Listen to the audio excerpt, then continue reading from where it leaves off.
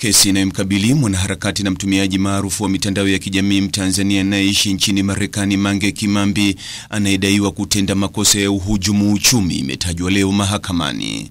Kesi hiyo chimbuko lake ni mashtaka ya mnamo mwaka 2022 imezua maswali kuhusu ni kwa nini imefufuliwa wakati huu.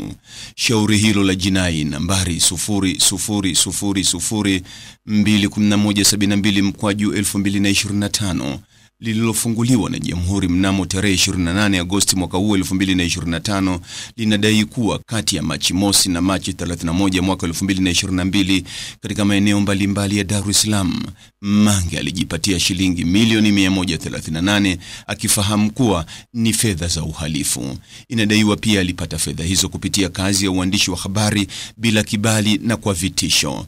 Mashtaka hayo yanatokana na kifungu cha 12(1)(d) na 13(a) cha sheria ya utakatishaji fedha sura ya 423 ya mwaka 2019 kwa mujibu wa sheria ya uhujumu uchumi.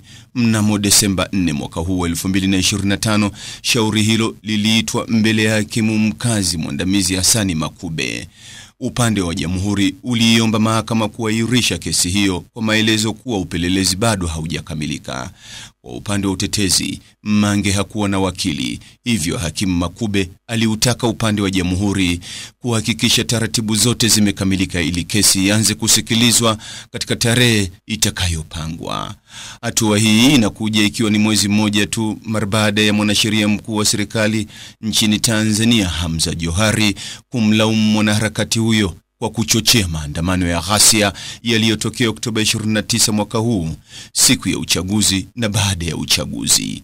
Mtazamaji, ni yapi maoni yako kuhusiana na taarifa hii? Andika maoni yako katika sehemu ya ujumbe hapo chini. Like na subscribe pia ili uwe wa kwanza kupata habari wa chungu tele. Hii ni Focus News. Jina langu ni Deo Kaji Makomba.